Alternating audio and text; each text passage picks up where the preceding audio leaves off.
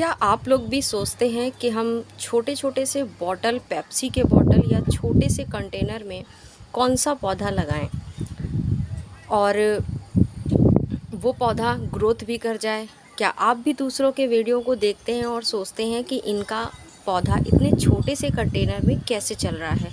तो आज मैं आप लोगों के लिए कुछ ऐसे ही पौधों के नाम लेकर आ गई हूँ जो आप छोटे से छोटे कंटेनर में भी लगा सकते हैं और वो बहुत अच्छे तरीके से ग्रोथ भी करेगा।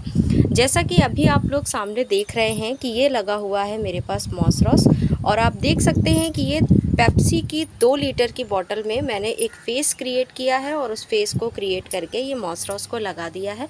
और अगर आप इसकी हेल्थ की बात करें तो आप देख सकते हैं कि ये कितना हेल्दी पौधा है और कितनी ढेरों फ्लावरिंग कर रहा है। ऐसा नहीं है कि अगर आप छोटे कंटेनर में पौधे को लगाएंगे तो वो फ्लावरिंग नहीं करेगा, बड्स नहीं बनाएगा या फिर ग्रोथ नहीं करेगा।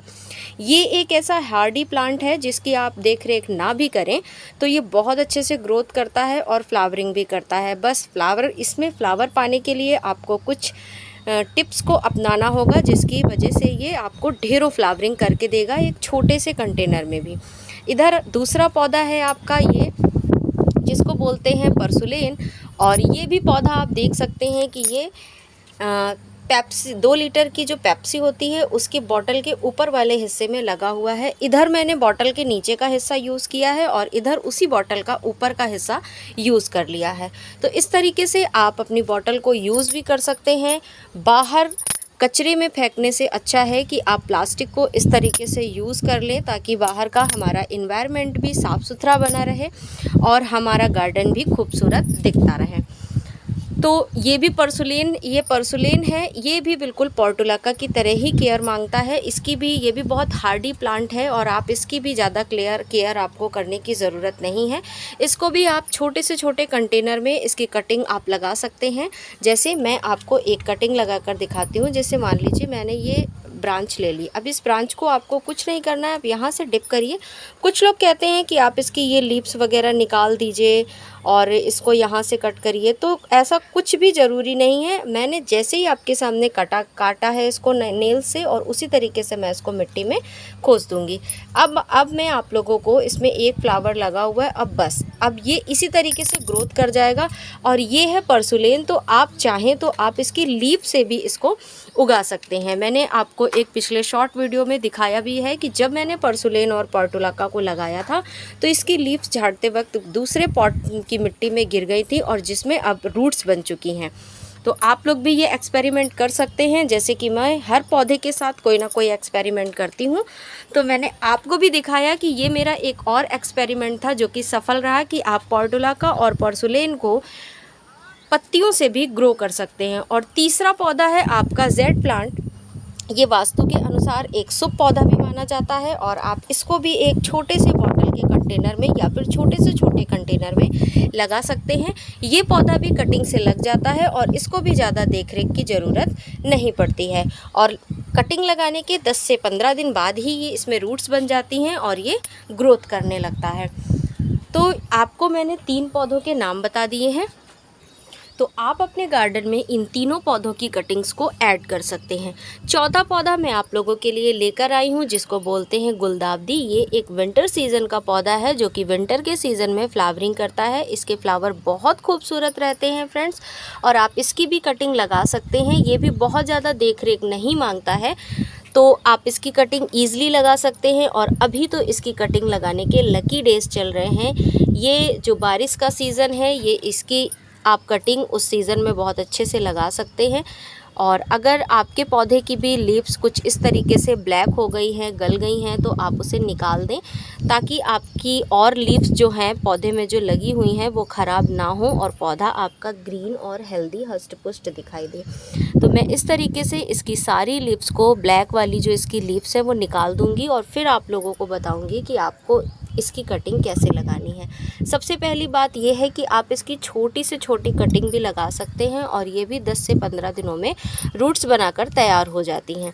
तो देख सकते हैं आप लोग, मैंने इसकी सारी जितनी भी ब्लैक और इसकी ख़राब लीव्स हैं उनको मैंने निकाल दिया है। अभी इस साइड कुछ लगी हुई हैं और ये वाला पौधा भी फ्रेंड्स मैंने कटिंग से ही उगाया है। एक पौधा मैं अपनी मार्केट से 10 रुपये का ख़रीद करके लाई थी, उसी से मैंने ये कम से कम 8 से 10 पौधे कटिंग लगा करके तैयार कर लिए हैं। और आप लोग भी इसी तरीके से कर सकते हैं। गुलदावरी में कई कलर आते हैं और ये विंटर सीज़न में अच्छी फ्लावरिंग करता है, आपका गार्डन अच्छा दिखेगा और इसके फ्लावर भी कम से कम 4 से 5 दिन तक बने रहते हैं पौधे में। तो इस तरीके के फ्लावर प्लांट मुझे बहुत पसंद है, जिनके फ्लावर थोड़े ज़्यादा दिनों तक गार्डन में बने रहें। तो आप देख सकते हैं कि अब मैंने इसकी सारी ब्लैक लिप्स को निकाल दिया है और कुल मिलाकर इसमें इतनी ढेर सारी ब्लैक लिप्स हो गई थी। तो ये है मेरे पास मिट्टी, जो कि मैंने ऐसे ही भर के, मेरा ये फ्रिज का कटोरा है।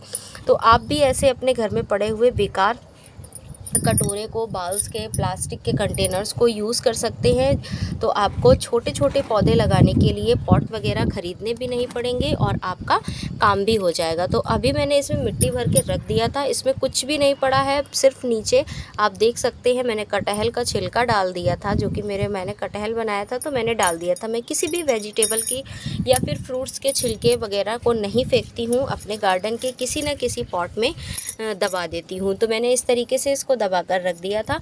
और यहाँ पर आप लोगों को दिखाऊं, अभी मैंने आपको बताया था कि आप पर्सुलेन, पोर्टुलाका और जेड प्लांट को लीफ से भी उगा सकते हैं। तो ये एक मैंने लीव्स लगाया था बाय एक्सपेरिमेंट करने के लिए।